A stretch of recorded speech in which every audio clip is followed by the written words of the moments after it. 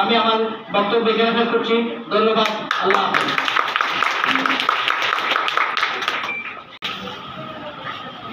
বিসমিল্লাহির রহমানির রহিম। আমি আবারও আপনাদের কাছে আসলাম। আপনাদের কিছু প্রশ্ন, আপনাদের কিছু কথা থেকে হাজির করেছি। এর পরবর্তীতে হচ্ছে যে রোল 12, সে অনেকদিন এবসেন্ট, অবশ্যই তার ওষুধ ছিল, তাকে ডেকে এনে একদিন যদি স্কুলে না আসা হয় তার থেকে কিন্তু 30 টাকা করে জরিমানা নেওয়া হবে এবং অলরেডি আমি একটা লিস্ট করে ফেলছি। এভাবে কিন্তু প্রতিনিয়ত বলে যাচ্ছি, কিন্তু টাকা আমি এখনো নিই এবং নেব। কারণ আমার রোল 1 থেকে 30, এরা যদি ওদের পারফরমেন্সগুলো যদি ঠিক থাকে, অ্যাক্টিভিটিস ঠিক থাকে, পরবর্তী এরা ওদেরকে অনুসরণ করবে। কিন্তু মেয়েরা অন্যমনস্ক, এটা কেন বুঝলাম না। আপনার মেয়েটাকে আপনি একজন যোগ্য নাগরিক হিসাবে, ভালো মানুষ হিসাবে গড়ে তুলতে হলে প্রতিনিয়ত আপনাকে টিচারের সাথে, তার একটা মেয়েটার সাথে, আপনার সাথে, শিক্ষকের সাথে একটা ভালো রিলেশন কিন্তু রাখতেই হবে। এখানে আমাকে আমার প্রধান শিক্ষক হেড স্যার উনি বলেছেন যে আপনি ক্লাস টিচার হিসেবে শুভেচ্ছা বক্তব্য দিবেন, তবে আমি আপনাদেরকে কিন্তু অনুরোধ জানাচ্ছি এই কারণে আছে কিনা সেটার দায়িত্ব মা হিসাবে আপনি এসে সপ্তাহে না পারেন 15 দিন পর হলো আপনি বিদ্যালয়ে এসে যোগাযোগ করে যাবেন। কারণ আমরা ইতিমধ্যে দেখতেছি অনেক মেয়েরা বিদ্যালয়ের নাম করে স্কুলের ড্রেস পরে বিভিন্ন জায়গায় তারা চলে যাচ্ছে। আপনারা আমাদের মেয়েগুলোকে আমাদের বিদ্যালয় ক্যাম্পাসে পৌঁছানোর দায়িত্ব একমাত্র অভিভাবকের। এখানে উনিও বলবো আপনাদেরকে, আমি আপনাদের সবাই সুস্বাস্থ্য কামনা করছি। আপনারা সবাই দূর দূরান্ত থেকে আসছেন, আপনারা ভালো থাকবেন। আমার বক্তব্য আমি এখানে শেষ করছি। বিদ্যালয়ের সম্মানিত প্রধান শিক্ষক মহোদয় এবং অত্র বিদ্যালয়ের সহকারী প্রধান শিক্ষক মহোদয় এবং আমার অন্যান্য শিক্ষকবৃন্দ এবং প্রাথমিক, মাধ্যমিক এবং উচ্চ মাধ্যমিক, এরপর আমরা মাধ্যমিক পর্যায়ে দুটি স্তরে বিভক্ত করা হয়েছে। একটা হচ্ছে নিম্ন মাধ্যমিক আর একটা হচ্ছে মাধ্যমিক। নিম্ন মাধ্যমিক পর্যায়ে হচ্ছে 6ষ্ঠ, 7ম এবং 8ম। তা আমাদের এই মেয়েরা কিন্তু এই অষ্টম শ্রেণীতে অর্থাৎ নিম্ন মাধ্যমিক পর্যায়ে সর্বোচ্চ পর্যায়ে আছে না। এর পর্যায়ে যদি তাদের ভিত মজবুত করা না হয়, পরবর্তী পর্যায়ে কিন্তু তারা পিছিয়ে যাবে। সেই জন্য আমাদেরকে অবশ্যই আপনাদেরকে আমরা শিক্ষক এবং অভিভাবক ম্যাথ পাচ্ছি, বাংলা পাচ্ছি, আমি অনেকগুলো সাবজেক্ট পাই ওদের। তো আমি কিন্তু শুরু থেকে শেষ পর্যন্ত ওদের পেছনেই আছি। তো ওদেরকে আমি বলে যে ম্যাথ ক্লাস আমি ওদের একদম নিকটে গিয়ে ওদেরকে আমি বিভিন্ন বিষয় সলভ করে দিই। তো সেক্ষেত্রে আমি তাদেরকে বলি তোমরা মিনিমাম তোমাদের হোমওয়ার্কগুলো তোমরা অবশ্যই কীভাবে আমরা তাদেরকে নিয়ে আগাবো।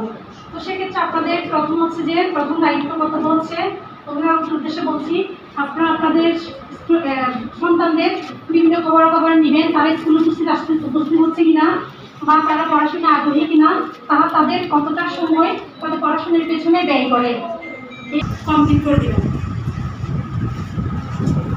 এটা হচ্ছে এরপর অনেক সময় দেখেছি আমরা আমাদের স্টুডেন্টরা যে কোচিং ক্লাস বা প্রাইভেট করে দেখেছি ওরা বাইরে চলে যাচ্ছে। তো আমি মাঝে মাঝে দেখি এবার হঠাৎ করে একটা স্টুডেন্টকে আমি জিজ্ঞেস করলাম তুমি কোথায় যাচ্ছ, তো বলতে যে বাসায় চলে যাচ্ছি। তো এরপর আমি ক্লাসে কিন্তু এই বিষয় নিয়ে আলোচনা করেছি যে ওরা যে বাসায় চলে ওদের দেখা যায় আমরা অনেক সময় গার্ডিয়ানকে খুঁজে পাই না বা ওদের মোবাইল নাম্বার খুঁজে পাই না, ফোন করে ওদেরকে নিয়ে আসতে হয় ছবি দেওয়ার জন্য, বিভিন্ন তথ্য দেওয়ার জন্য। এগুলো কিন্তু ওদের জন্যই। আনুষ্ঠানিক হচ্ছে ওদেরকে বলে ওদেরকে বিভিন্ন বিষয়ে আলোচনা করি, আবার বলি যে তোমরা কোন বিষয়টা বুঝো না, ম্যাথের কোন অংশটা তোমরা বুঝো না, আমরা ওদের একদম নিকটে গিয়ে সেই বিষয়টা আমরা সলভ করি। এখন আমি অভিভাবক উদ্দেশ্যে একটা কথা বলতে চাই, সেটা হচ্ছে যে আপনারা অবশ্যই এই যে 24 ঘন্টার মধ্যে একটা স্টুডেন্ট, আমাদের শিক্ষকের আয় ঘোষণা থাকে 6 থেকে 7 ঘন্টা, বাকি সময়টা কিন্তু উপস্থিত পরিচালনা পরিষদের সংগ্রামী সভাপতি, সম্মানিত সভাপতি, শ্রদ্ধাভাজন বড় ভাই, অবশ্যই আপনারা ছেলে মেয়েদেরকে মানুষের মতো মানুষ করতে চান দিনে হয়তো আজকে এখানে উপস্থিত হয়েছে।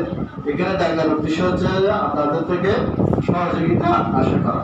আমাদের ছেলে মেয়েদেরকে আমরা আপনারা ব্যাখ্যা করেছেন এখানে সকাল 10টা থেকে বিকাল 4টা পর্যন্ত ওনারা এখানে লেখাপড়ার সার্বিক দায়িত্ব ওনাদের হাতে। ধন্যবাদ। আমরা এটা দক্ষিণা সিটি মালিকা উচ্চ বিদ্যালয় আজকের এই মতবিনিময় সভার সম্মানিত সভাপতি, অত্র স্কুলের প্রধান শিক্ষক সাহেব এবং অত্র স্কুল পরিচালনা কমিটির সম্মানিত সভাপতি এবং সম্মানিত সদস্য এবং সহকারী শিক্ষক এবং শিক্ষকবৃন্দ, আমার নমস্কার এবং মাত্র অষ্টম শ্রেণীর ছাত্রীদের অভিভাবকবৃন্দ এবং আমার সহপাঠী ভাই বোনেরা, আমার নমস্কার এবং আদাব গ্রহণ করব। কিছুক্ষণ আগে আমার এক অভিভাবক ভাই বিস্তারিত বলে গেছেন, এটা আবার আমি আর কিছু বলবো না। আমি শুধু একটাই কথাই বলবো, আমি চাইতেছি যে এই স্কুলের যে রেজাল্ট শিটটা আজকে আমাদেরকে দিয়েছেন, এই মেয়েরা নিচ্ছে না। আমি বলছি যদি নিয়ে না নিয়ে থাকে স্যার, জোর করে ওদেরকে আপনার এখন তো আগের মতো শাসন ব্যবস্থা নাই, যদি শাসন ব্যবস্থা করে শিক্ষকরা তাহলে অভিভাবকরা তাড়িয়ে আসে। আমরা তখন স্কুলে লেখাপড়া করছিলাম, তখন কিন্তু শাসন ব্যবস্থাটা ছিল, লেখাপড়ার মানও ভালো ছিল। বিগত সরকার নিউ কারিকুলাম চালু করে লেখাপড়াকে বঙ্গোপসাগর নিয়ে ফেলে দিয়েছে, যার কারণে আজকে শিক্ষার এই ব্যবস্থা আপনার এসএসসিতে ভালো গোল্ডেন এ প্লাস ছাত্রছাত্রীরা দেখতেছি যে ইন্টারভিউ চলে যাচ্ছে। এইটা একমাত্র হয়েছে শিক্ষার মানটা কমে যাওয়ার কারণে। যাই হোক, আমি সেদিকে যাব না।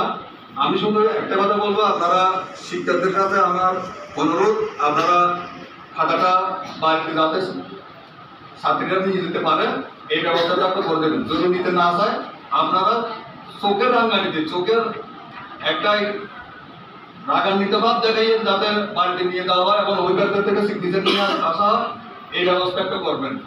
এই ব্যবস্থা করলে আমরাও দেখতে পারবো যে মেয়েটা কীভাবে লেখাপড়া করতেছে, কী করতেছে না করতেছে, এটা আমরা বুঝতে পারি। ধন্যবাদ সবাইকে।